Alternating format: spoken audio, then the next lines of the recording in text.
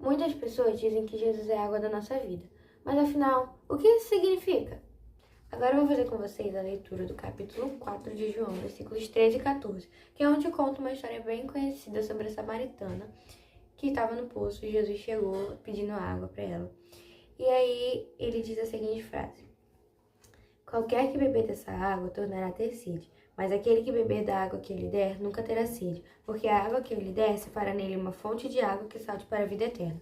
Eu quero começar falando que a água é essencial para a vida. No corpo dos humanos e dos animais, ela compõe cerca de 70 a 80% do corpo, e nas plantas é cerca de 80 a 90%. Ou seja, a água ela é essencial. Sem água não há vida, e sem Jesus também não há vida verdadeira. Ele nos oferece essa vida e ele mesmo diz que quando nós bebermos da água que ele nos der, nós vamos ter uma fonte de vida verdadeira, de água que produz a vida verdadeira dentro de nós. Mas uma coisa que podemos ressaltar aqui é que a água ela foi o primeiro e o principal elemento para a criação do mundo todo. E isso a gente pode ver em Gênesis 1, nos versículos 2, 6 e 20, por exemplo. Eu vou ler aqui com vocês o versículo 2. E a terra era sem forma e vazia, e havia trevas sobre a face do abismo, e o Espírito de Deus se movia sobre a face das águas. Aí já diz que o Espírito de Deus ele estava se movendo sobre a face das águas. E se ele estava se movendo sobre a face das águas, significa que já haviam as águas. Eu também vou ler o 6.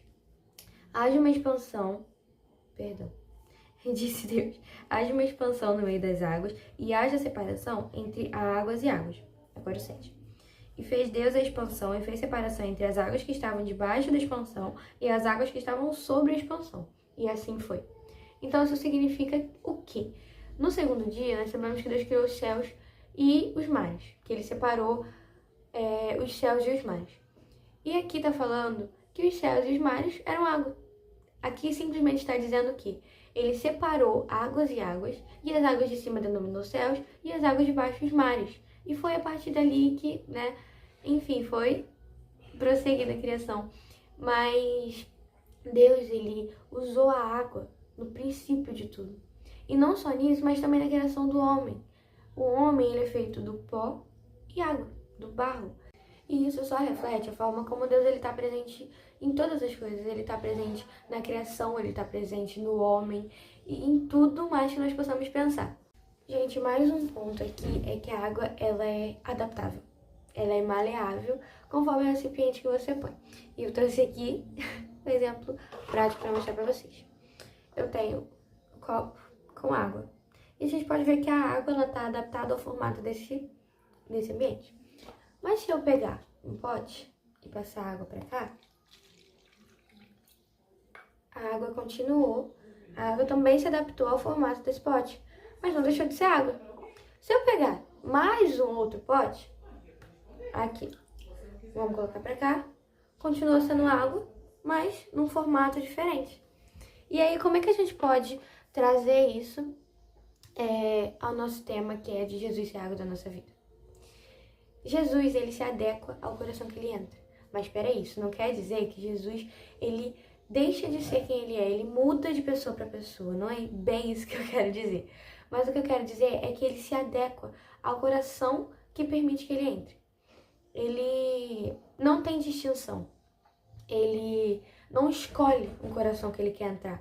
Ele não diz, eu vou entrar no coração que for assim e, entendeu, eu não vou entrar.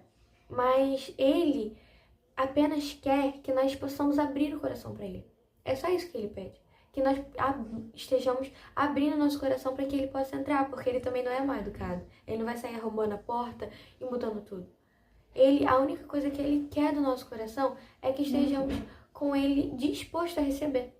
Se nós estivermos com o coração disposto a receber, ele não se importa se o coração está cheio de coisas ruins, porque ele vai mudar. Ele diz que nós devemos ir a ele da forma como estamos, e não que devemos mudar e depois ir a ele.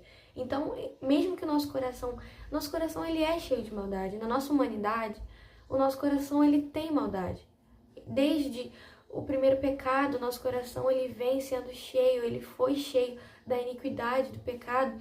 Mas a partir do momento que nós abrimos o nosso coração para que Jesus entre nele, Ele não vai falar, eu não vou entrar no seu coração porque o seu coração tá sujo, o seu coração tá cheio de pecado. Ele não vai fazer isso. Ele vai simplesmente entrar e ali ele vai começar a mudar tudo. Então, o que eu quero dizer é que Jesus ele entra em qualquer coração que o recebe, sem distinção nenhuma, e nunca perde a essência dele. Mais uma coisa que eu quero trazer aqui é um exemplo. Quando nós fazemos exercício físico ou algo do tipo, o nosso corpo ele entende que precisa de água, para a gente poder renovar nossas forças, né? Para a gente poder ali respirar e parar um pouco. E da mesma forma Jesus é conosco. Ele é o fôlego e o alívio que nós precisamos. Quando nós estamos cansados, é como diz Mateus 11:28, né? Aqueles que estão cansados e sobrecarregados, vinde a mim que eu vos darei alívio. E Jesus é assim. Quando nós estamos cansados, nós podemos recorrer a Ele, que Ele vai nos ajudar a recuperar o nosso fôlego, Ele vai nos dar esse alívio, vai nos dar essa força para continuar. Então é isso, gente, que eu quis trazer para vocês. Eu espero que isso toque o coração de vocês da mesma forma que tocou o meu. E se você gostou, compartilhe com alguém. E também dá um like para poder me ajudar, né? E é isso, gente. Um beijão para vocês e que Deus abençoe.